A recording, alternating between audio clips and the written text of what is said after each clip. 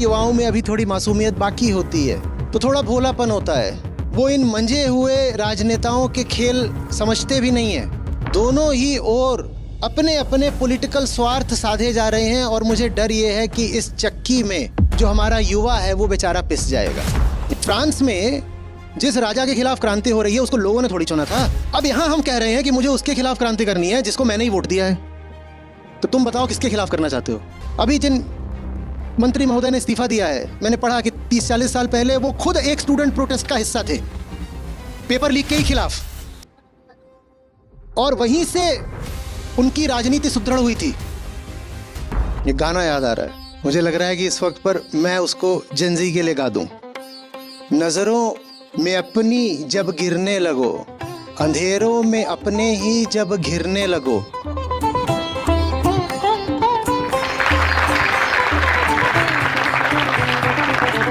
नमस्ते आचार्य जी। आप कहते हैं कि डेमोक्रेसी में इलेक्शंस होना एक बहुत बड़ा रेवोल्यूशन है। तो ये रेवोल्यूशन में लोग तो रहेंगे, बट स्टूडेंट्स जो 17 और 18 इयर्स के हैं अभी जो प्रोटेस्ट कर रहे हैं अपने राइट्स के लिए, वो तो राइट टू वोट में आते नहीं हैं और 4-5 साल के बाद हर साल मतलब बदलती रहती है सरकारें। तो क्या कर सकते हैं छात्र इसमें? ज्यादातर जो लोग अभी प्रोटेस्ट कर रहे हैं वो आते हैं वोट देने की उम्र में। कम से कम उसमें 70-80% ऐसे हैं, हाँ, जो अब 18 साल की जो थ्रेशोल्ड है उसको पार कर चुके हैं। मैं कह रहा हूं, आप बदलाव चाहते हो अगर, तो ये लोकतंत्र है। ये कहना कि देखो फ्रेंच रिवॉल्यूशन में और रूसी क्रांति में भी तो बदलाव तभी आया था जब हम सारे के सारे सड़कों पर उतरे थे, क्योंकि इस तरह के तर्क आ रहे हैं। और भारतीय स्वतंत्रता आंदोलन का भी नाम लिया जा रहा है। कह रहे देखो अंग्रेज को भी तो भगाने के लिए हमें सड़कों पर उतरना पड़ा था ना, और चीन में भी उतरना पड़ा था, रूस में उतरना पड़ा था। यूरोप के लगभग सभी देशों में किसी न किसी स्तर की क्रांतियां हुई हैं। ब्रिटेन में भी हुई है, फ्रांस तो हम जानते ही हैं, स्पेन में भी हुई है, अमेरिका हम जानते ही हैं, बाकायदा सिविल वॉर ही हुआ था वहां। तो बोल रहे हैं ये सब, अरे बाबा आप जहां का नाम ले रहे हैं वहां सब में जो शासक था वो जबरदस्ती बैठा हुआ था। उनकी तुलना आज के भारत से करना बिल्कुल बिल्कुल अनुचित है। फ्रांस में जिस राजा के खिलाफ क्रांति हो रही है उसको लोगों ने थोड़ी चुना था। चीन में जिसके खिलाफ क्रांति हो रही है, फिर रूस में जिसके खिलाफ क्रांति हो रही है, उजार वो कोई डेमोक्रेटिक प्रोसेस से थोड़ी आया था। अब यहां हम कह रहे हैं कि मुझे उसके खिलाफ क्रांति करनी है जिसको मैंने ही वोट दिया है। तो तुम बताओ किसके खिलाफ करना चाहते हो? किसके खिलाफ करना चाहते हो? अभी जिन मंत्री महोदय ने इस्तीफा दिया है, मैंने पढ़ा कि 30-40 साल पहले वो खुद एक स्टूडेंट प्रोटेस्ट का हिस्सा थे, पेपर लीक के ही खिलाफ, और वहीं से उनकी राजनीति सुदृढ़ हुई थी।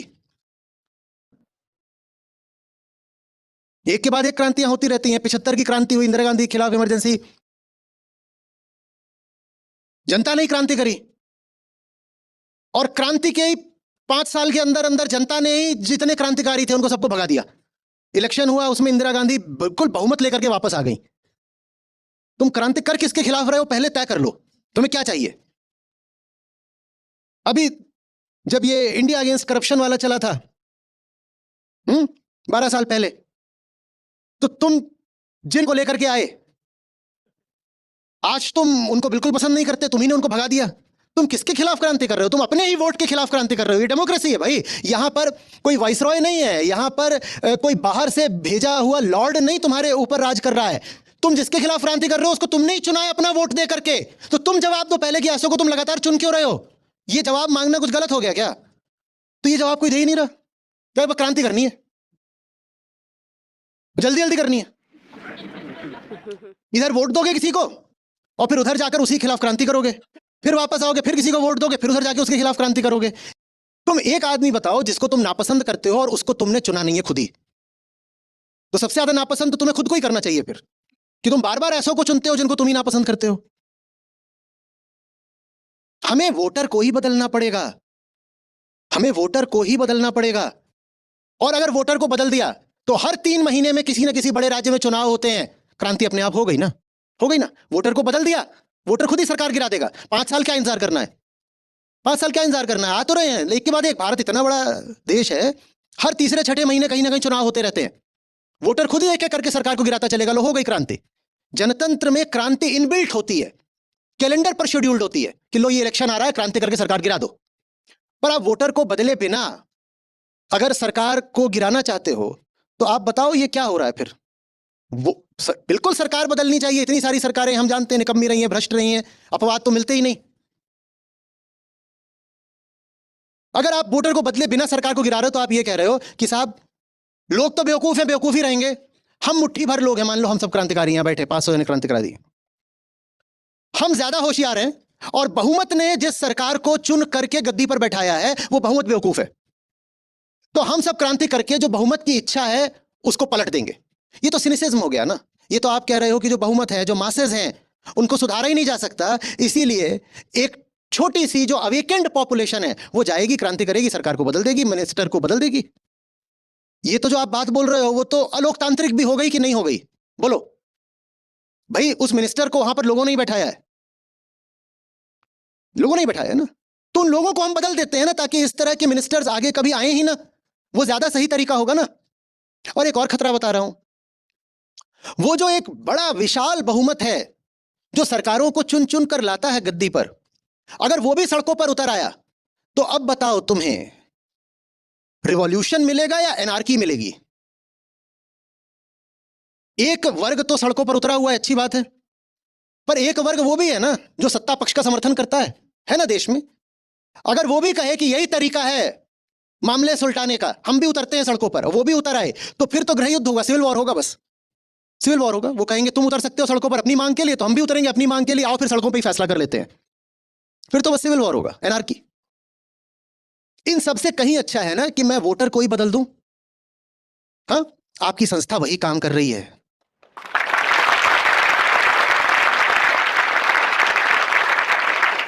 जो क्रांति युवा बाहर बाहर करना चाहता है वो बिना जड़ की क्रांति है।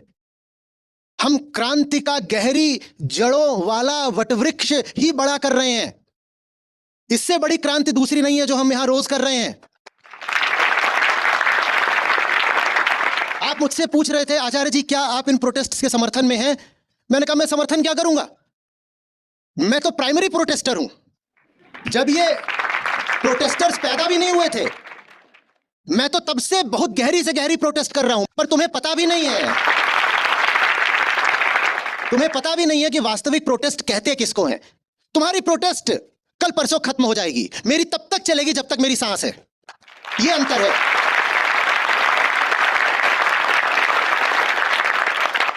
तुम मिनिस्टर को बदलने से संतुष्ट हो जाते हो, मैं तब तक संतुष्ट नहीं होऊंगा जब तक पूरा हिंदुस्तान नहीं बदल जाता।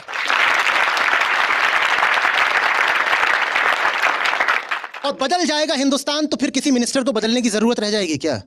हम क्यों ये साधारण सा सवाल पूछने से बचते हैं कि ऐसे मिनिस्टर्स को सत्ता में लाता कौन है? अगर आपको मिनिस्टर से इतनी समस्या है तो पूछिए कि फिर सत्ता में लाया कौन था।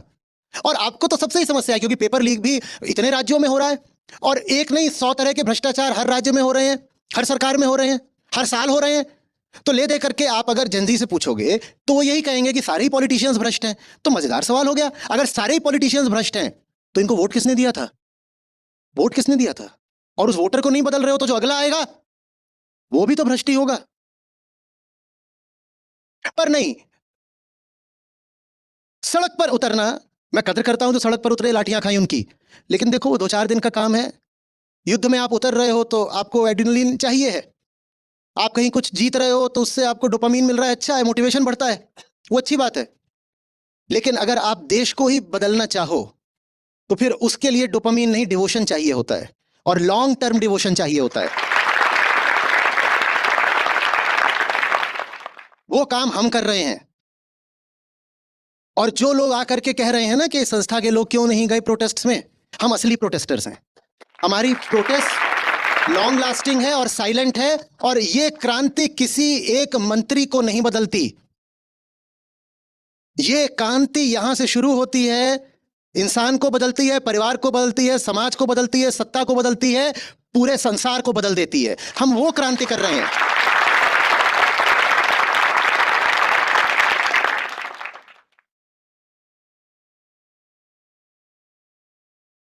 मैं आग्रह करता हूं सिनिकल ना बने, ये ना कहें कि लोग तो बेवकूफ ही हैं, इनको नहीं बदला जा सकता। कोई बेवकूफ नहीं है, इंटेलेक्ट ऊपर नीचे होती रहती है, दिल की तड़प सभी के पास है। इंटेलेक्ट हाई आईक्यू हो सकता है, किसी किसी के ही पास हो, पर यहां दर्द जो है ना वो सभी के पास है। सब बदलना चाहते हैं, जैसी हालत है भीतर की और बाहर की पसंद किसी को नहीं है, सब बदलना चाहते हैं। ये मत कहो कि हम पढ़े लिखे हैं, हम युवा हैं, तो सिर्फ हमारे ऊपर क्रांति का दारोमदार है। हर एक इंसान चाहता है कि ये मंजर बदले। उनको डिस्काउंट मत करो। ये मत कहो कि लोग तो बेवकूफ हैं, वो तो जा करके अंधविश्वास के आधार पर या जाति या धर्म के आधार पर या पैसों के आधार पर या फ्रीबीज के आधार पर ही वोट दे देंगे। ऐसा जरूरी नहीं है। हर इंसान एक आधारभूत गरिमा रखता है। हर इंसान फंडामेंटली अपनी डिग्निटी चाहता है। तुम जाओ, तुम उनसे बात करो, वो तुम्हारा इंतजार कर रहे हैं। असली क्रांति अब शुरू होती है। दिल्ली की सड़कों को छोड़ो, आओ एक एक शहर गांव देहात की सड़क पर उतरो और लोगों से बात करो, उनको जगाओ। और जगाने से मेरा आशय ये नहीं कि वो बाहर निकलें और नारेबाजी करें और कहें कि मंत्री गए, आप सरपंच भी जाएगा। जगाने से मेरा आशय वो जो यहां हो रहा है ये करो, इसको एक एक गांव एक एक घर तक पहुंचाओ।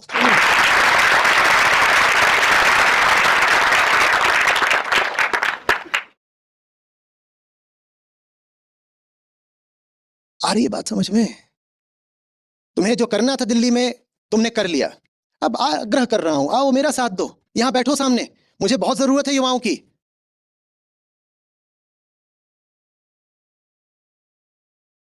मैं तुम्हें स्पेक्टिकल नहीं दे पाऊंगा। ये जो हो रहा है ये बड़ा एक साधारण सा दृश्य लगता है। इसमें बहुत अच्छी इंस्टा रील्स नहीं बनती। कैसे दिखाऊं कि कैसे अपने घर की चारदीवारी में किसी की जिंदगी बदल गई है। कैसे दिखाऊं कि जो किचन में है वो महिला बदल चुकी है। कैसे दिखाऊं कि एक छोटी सी दुकान में जो बैठा हुआ है उसकी जिंदगी बदल चुकी है। पर वहां जो बदलाव हो रहा है वो असली है, उसमें साथ दो मेरा। हम जो काम कर रहे हो कैमरा फ्रेंडली नहीं है, पर बुनियादी है। बात आ रही है समझ में? नहीं होना चाहिए कि किसी के भी शरीर पर लाठियों के जख्म पड़े, बिल्कुल नहीं होना चाहिए। लेकिन लाठियों के जख्म के साथ ये गनीमत रहती है कि तुम उसकी फोटो खींच सकते हो और डाल सकते हो और लोग देखेंगे और नीचे कमेंट करेंगे और वो फोटो और वीडियो वायरल भी हो जाएगा। पर मैं चाहता हूं कि तुम ये भी देखो कि हिंदुस्तान का एक एक आदमी, एक एक औरत सिर्फ शरीर पर नहीं, यहां दिल पर जख्म खाए हुए बैठा है और उसकी फोटो नहीं खींची जा सकती। हमें उन जख्मों का इलाज करना है।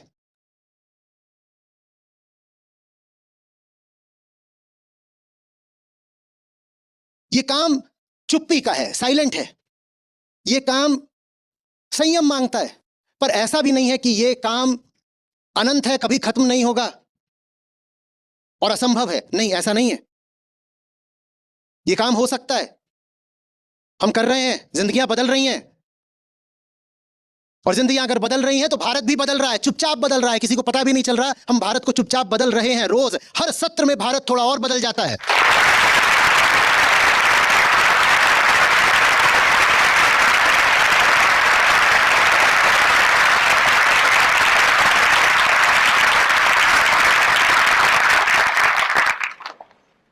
बस आप यहां बैठे हो, इसका श्रेय आपको नहीं मिलने वाला, क्योंकि आप किसी फोटो में, वीडियो में या किसी ग्राफ में यह प्रमाणित नहीं कर पाओगे कि कुछ बदल गया।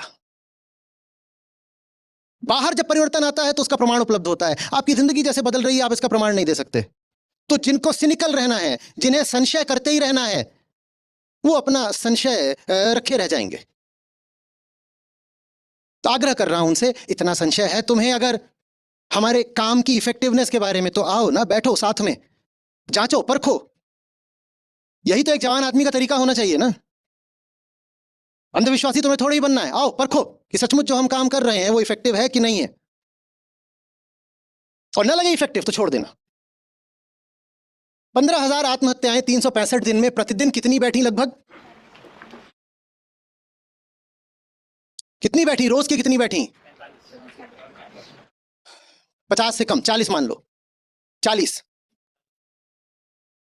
हर घंटे कितनी बैठी? 1.5 मान लो। हमें बात करते इस मुद्दे पर हो गया होगा ना, घंटा हो गया होगा अभी तक बात करते। इतनी देर में हमारे एक युवा ने आत्महत्या कर ली है, एक लाश गिर गई है इसी दरमियान। बोलो उस लाश के लिए कल की सुबह कैसे बदली? बोलो, मिल तो गया इस्तीफा। और ठीक अभी पिछले 1 घंटे में एक युवा ने आत्महत्या करी है, जेंजी नहीं करी है।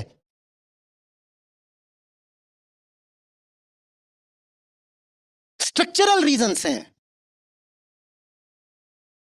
इस बिल्डिंग का नक्शा ही खराब है, इसकी बुनियाद ही गड़बड़ है, और तुम एक छोटे से कमरे का पेंट बदल रहे हो बस।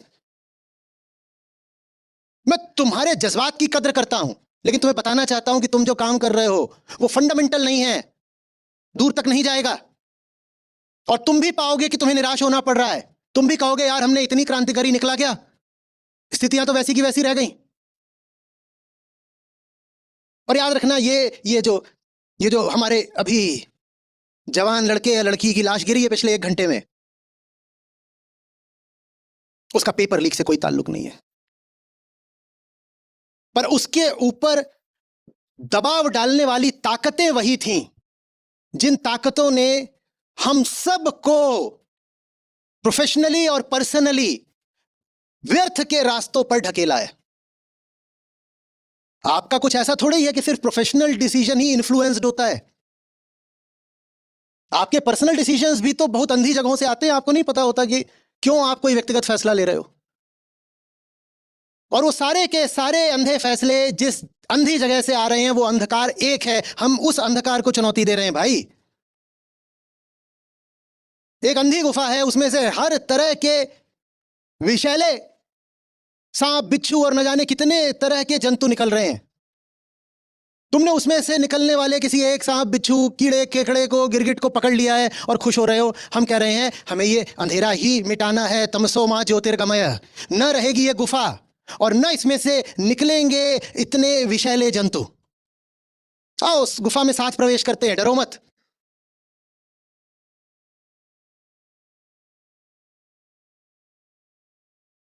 बात समझ रहे हो?